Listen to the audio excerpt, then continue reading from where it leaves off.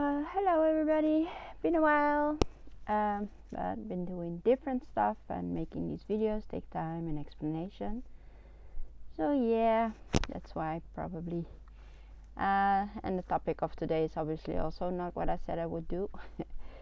So, well, but this is in the line of the previous videos, so I guess it's all good or not, depends on what you expect probably. And well, anyways, today I will explain what I think the Earth system is all about, or how it looks like, and I call it a system or some kind of construction or intelligent design because, well, at least it's not some random Big Bang.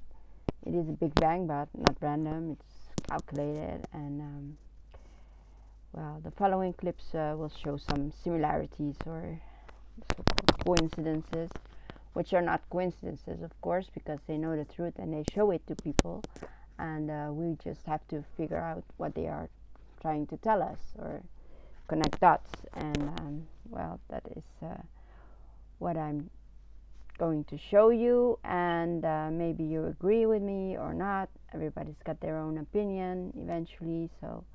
Okay, so you have this nice wobble of the moon, and it turns out to be that Saturn has the same wobble. So I think we live on Saturn, and it's just a smaller picture of the moon system, like where we live.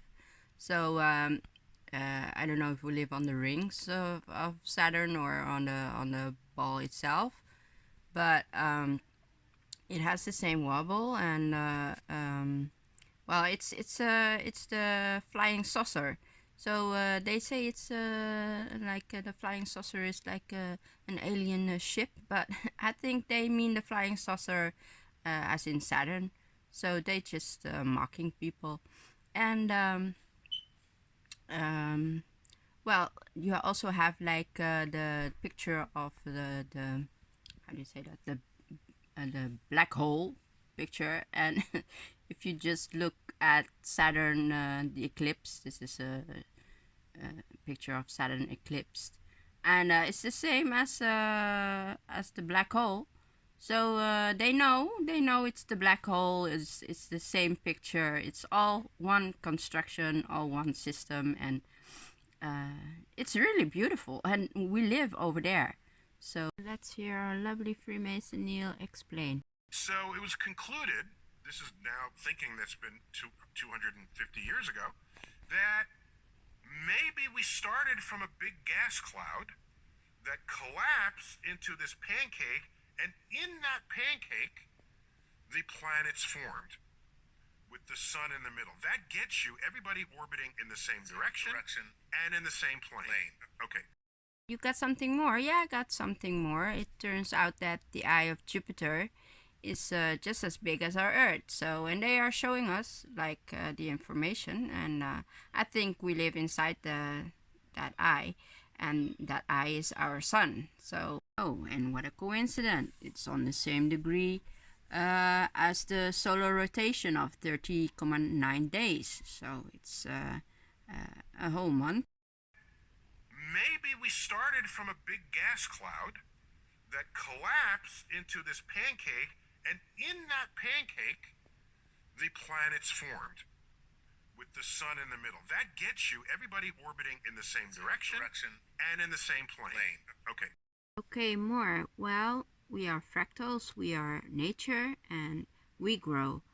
Nature grows, the earth grows too, the universe grows, but the earth is like growing from the inside. What you got on the North Pole is like the 4 continents over there, those small ones. They will grow bigger and they will expand, like being the same continents as we have today. And those will grow to the side and have like they will be in another ring. That will basically be the reset.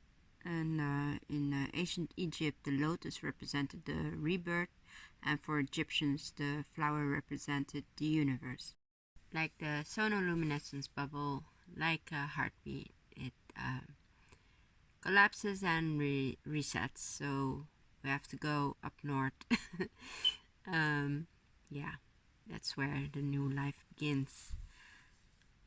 And last but not least, for now, the Thunderbolts project. I highly recommend to follow them on YouTube. One of my favorites.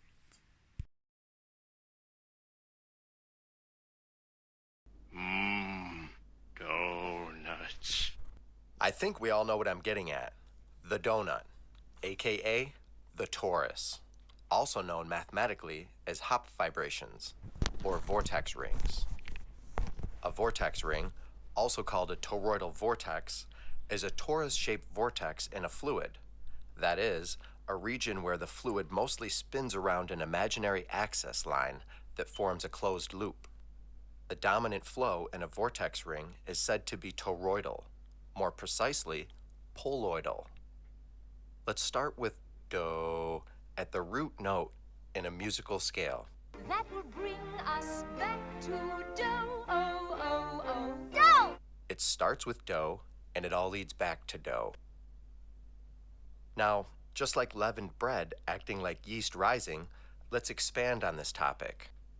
Time to make the donuts. Generally, it takes 3 things to make dough: liquid, medium, and expander. The liquid would be the water, as magnetohydrodynamics. The flour would be the medium, life, matter, organisms. And the yeast would be the expander, the sun, stellar energy, or the source star. Now, why are we talking about this? Let's figure out how this all goes together. You have do, the base of the music scale. You have donut, the torus. You have do-or-ti-set, a forest of toruses, or the fundamental first principle geometries of magnetohydrodynamics. And you have Theodorian roots, self-organizing scaffolding of spectra in local star systems.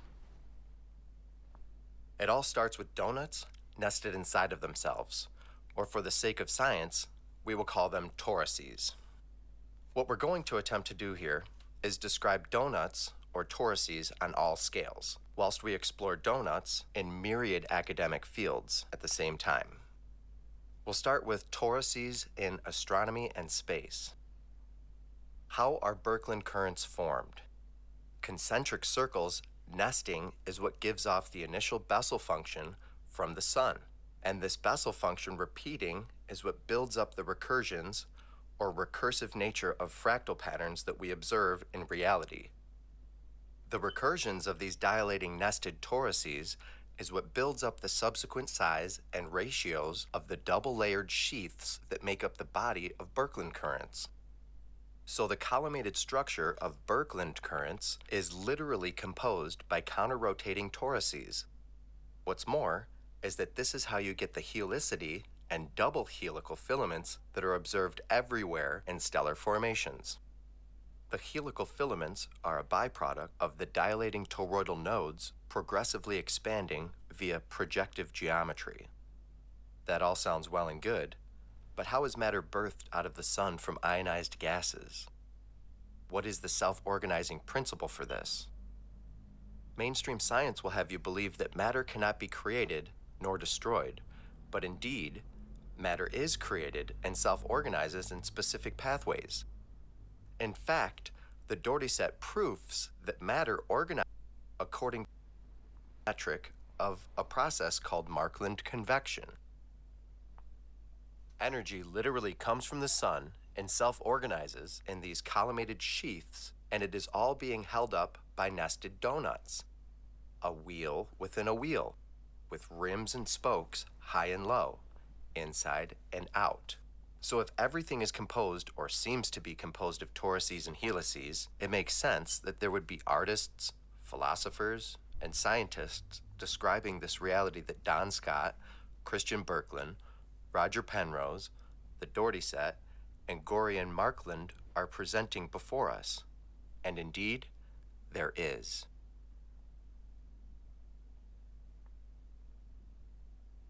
Take, for example, William Thomson, who became better known as Lord Kelvin. Kelvin first conjectured that atoms might be vortices in the ether that pervades space. There's many more examples of donuts in space, including the Van Allen belts at the planetary scale. At the solar scale, we have the Hall cloud or Kuiper belt. At the galactic scale, we have ring galaxies. At the intergalactic scale, we have Herbig-Haro objects, which clearly demonstrate cavitation. Cavitation is even scaffolded upon toroidal induction.